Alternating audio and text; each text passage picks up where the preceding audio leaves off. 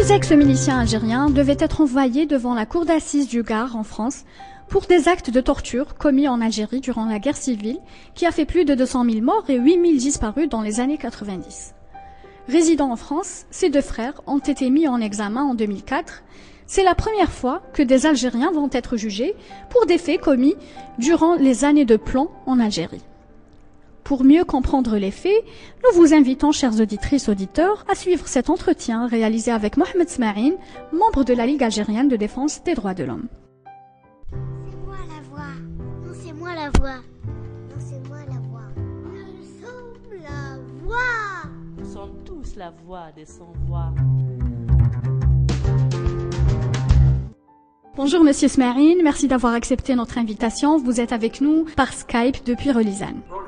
Bonjour. En tant que membre de la Ligue de défense des droits de l'homme, vous vous êtes battu et vous vous battez à ce jour pour le respect des droits de l'homme en Algérie et cela vous a valu de nombreuses poursuites judiciaires. Vous avez été également l'un des premiers à dénoncer les disparitions forcées dans la région de Relizane. C'est ainsi que vous avez découvert que de nombreux miliciens étaient cités dans les témoignages des familles.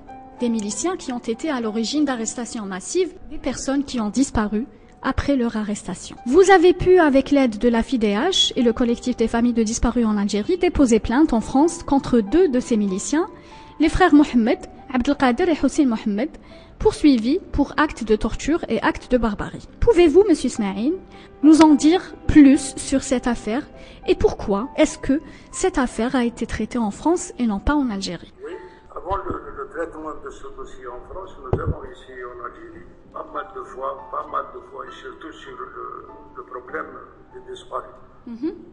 Les conditions politiques et juridiques ne sont pas réunies à ce jour pour juger les commanditaires, parce que nous, ce qui nous intéresse, c'est les commanditaires. D'accord. Dont la plupart étaient au sommet de l'État à ce jour et bénéficient de l'impunité. Donc, l'occasion s'est présentée par la domiciliation de ces deux frères en France. Et comme on avait pensé que la justice française, c'est une justice universelle, nous avons saisi la justice française.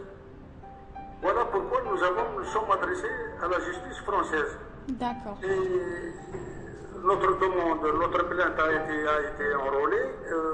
C'était une première victoire. Notre plainte a été enrôlée. Puis nous avons été entendus par la police, puis par le juge d'instruction. Les deux frères ont été interpellés et gardés à vue. Devant le juge d'instruction, ils ont été mis sous les commanditaires en Algérie. Et le président lui-même, quand il a été élu, ou si vous voulez, désigné, en 1999, la première chose qu'il a fait, oui. En 2004, il a intervenu auprès du gouvernement français pour les deux frères Mohamed. Ils ont été pris en charge par l'ambassadeur de Paris en ce qui concerne leur défense. Et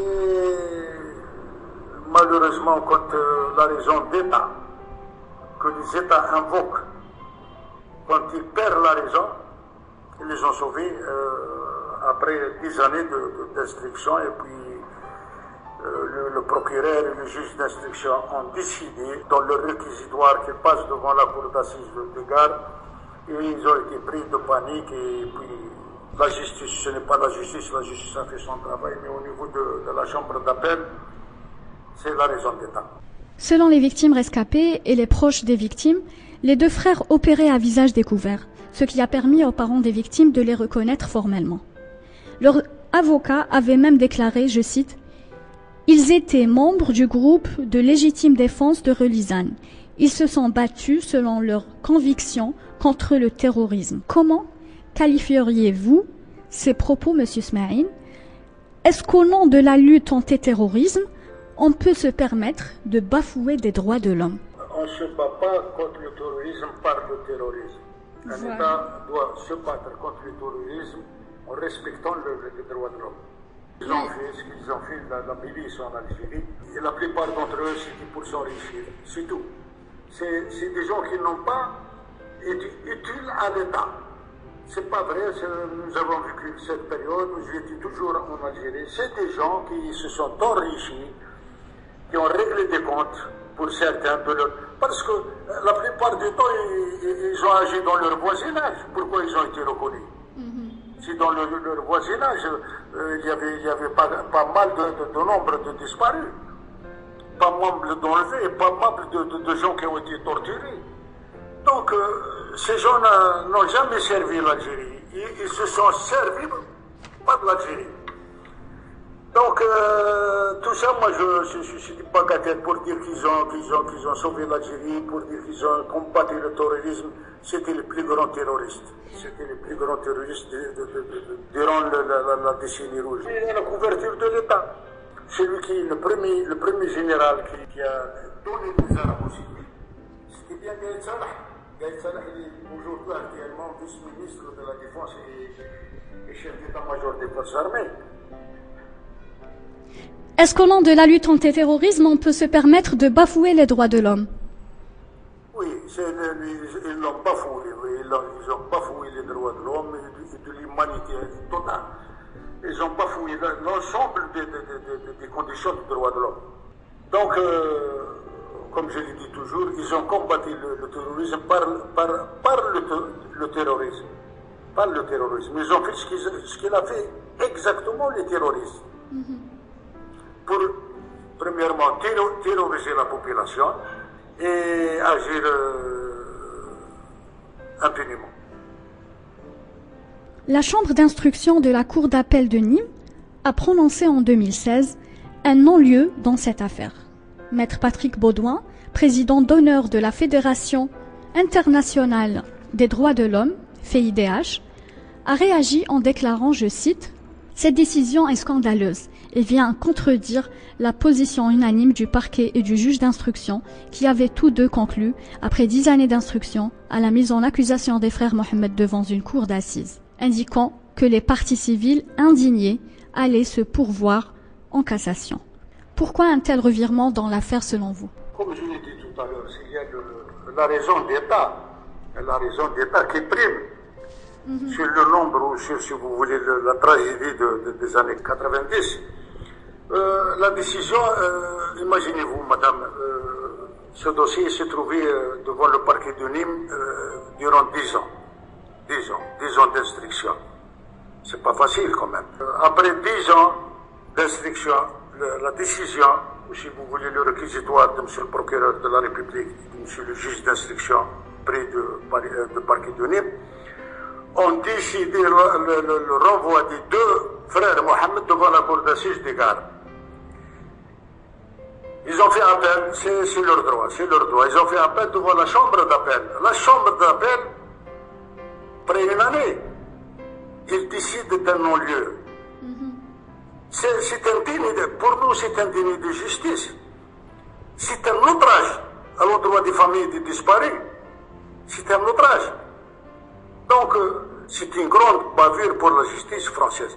Parce que, nous l'avons constaté, la justice française, elle n'agit que lorsqu'il s'agit d'un Français, et pas d'un Arabe, pas d'un Noir. Elle agit, la justice française, elle agit que lorsqu'il s'agit en France, il s'agit d'un Français, que lorsqu'un Français est concerné par un attentat terroriste, ou par un crime, ou par... Là, elle rend justice. Mais pour rendre justice, en tant que justice universelle, ailleurs en dehors de la France, ce n'est pas vrai. Ça n'a jamais été du côté de la France. C'est toujours la raison d'État qui prime. Donc, nous, on s'attendait à ça. On avait peur, on s'attendait à ça parce que, on le savait, il y avait l'intervention du service de sécurité algérien, il y avait l'intervention du président de la République lui-même, madame la ministre de la Justice, avant ce jugement, s'est rendue en Algérie. Elle a été voir le ministre de la Justice, Taïeb Louh. Je ne dirais pas que c'est un ministre, Taïeb Louh. Je ne dirais pas que c'est un ministre de la Justice, loin de ça. Mais, c'est la justice française qui a été bafouée. Moi, je dirais que c'est une erreur judiciaire française qui restera dans l'histoire. Parce que, quand elle dit manque de preuves, quelles sont ces preuves qu'elle cherche, la chambre d'appel? Il y avait des victimes qui étaient eux-mêmes concernées par miracle, ont été épargnées. Il y avait des preuves, il y avait des photos. Il y avait des ossements des victimes, plutôt des disparus. Nous avons reconnu une personne parmi les disparus que la famille a posé plainte en 1996 pour accuser les deux frères Mohamed et leur père, et Mohamed Fergan. Donc, quelles sont les preuves qu'elle cherche la justice française? La chambre d'appel plutôt. Mais la justice a joué son rôle pleinement son rôle. Et on tient à remercier monsieur le procureur, les juges d'instruction qui ont traité ce dossier. Sur quoi s'est basée la chambre d'appel? Sur quoi? Donc, on le sait parfaitement, et on le savait sur l'affaire de Mohamed. D'ailleurs, dès le début, ils ont été pris en charge par l'ambassadeur d'Algérie en France, les avocats de l'ambassadeur algérien de Paris, qui ont pris l'affaire en main. Et donc,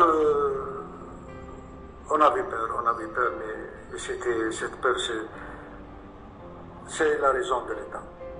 Au détriment de des milliers, des dizaines, de centaines de victimes, disparues, torturées, exécutées.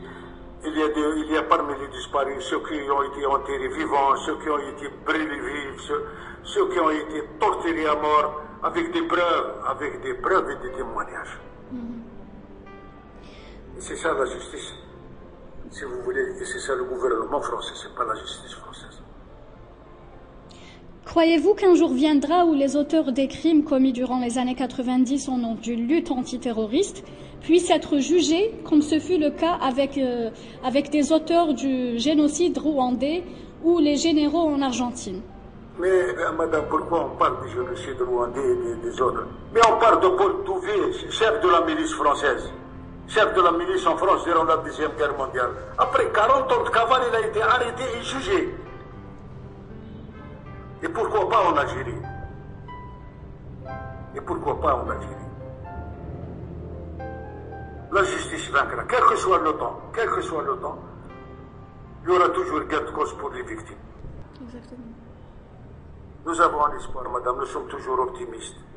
Et nous le serons, et nous le resterons, qu'un jour le problème des disparus sera vraiment traité équitablement. Et ici en Algérie, on n'a pas besoin de la justice française ou de la justice américaine. Ici en Algérie, chez nous. Voilà, madame. La plainte a été classée. Bien sûr. Voilà. Il y a toujours des gens qui revendiquent leur droit. Pas de reconnaître la vérité, on connaît la vérité. On la connaît la vérité, on demande justice et réparation pour les parents, pour les victimes, l'ensemble des victimes. La vérité, on la connaît. On connaît qui a fait quoi. Qui est la victime et qui est l'auteur. On connaît ça depuis des années. On le connaît. Et à travers le territoire national, pas uniquement à Relizane, tout le monde sait maintenant, parce qu'il y a des gens qui parlent maintenant, qui sont libres de parler. Tout le monde sait qui est la victime et qui est le bourreau.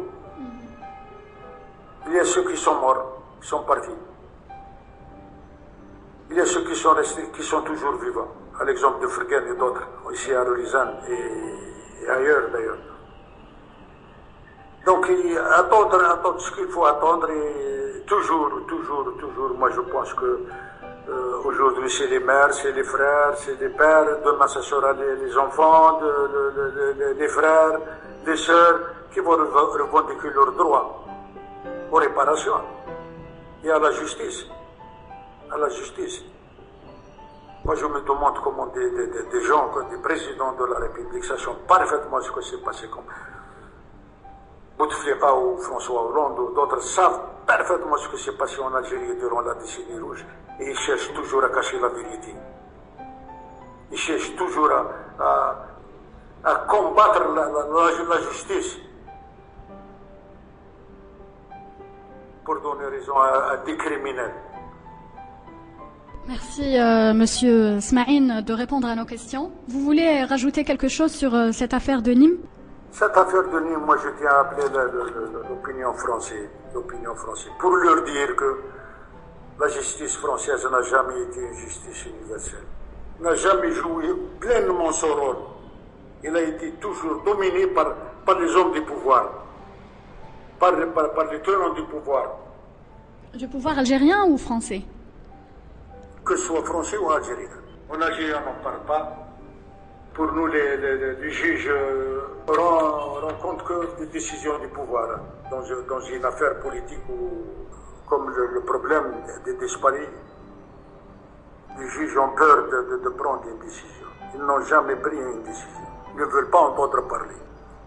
Nous avons déposé des centaines de plaintes devant la justice algérienne avant de saisir la justice française.